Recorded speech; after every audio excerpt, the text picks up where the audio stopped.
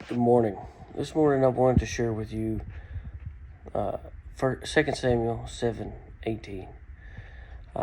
Who I am, sovereign Lord, and what my family, that you have brought to me this far.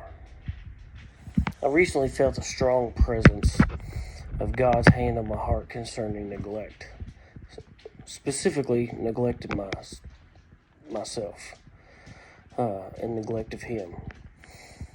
I had been letting anything and everything move in line of Him instead of Him. And I had been neglecting taking time to consider conversations with God who had made me. And I hadn't been having constant conversations with Him. King David said something that will haunt me forever. God is moving among His people, and the Ark of the Covenant is on the move as well. David begins to have visions of building God a proper house. God shares His vision for His people, and Nathan, the prophet, and David is overwhelmed. And that is a part of the plan. It's then David who asks, "Who am I?"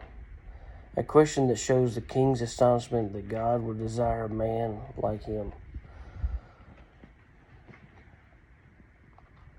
It's a question I often ask myself.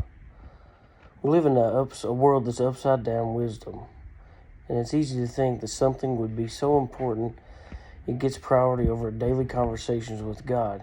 Yet so often I bow to that way of thinking. I don't know what God needs me to talk to Him about.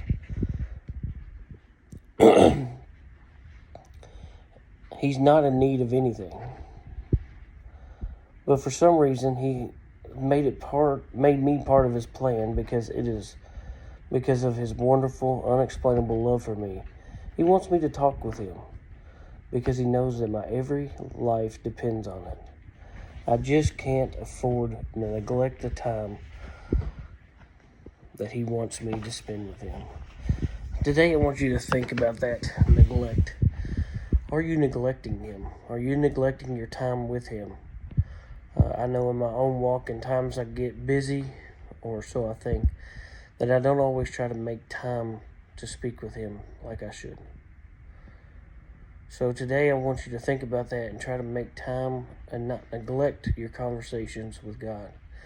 This past week at church we talked about prayer and having conversations with God.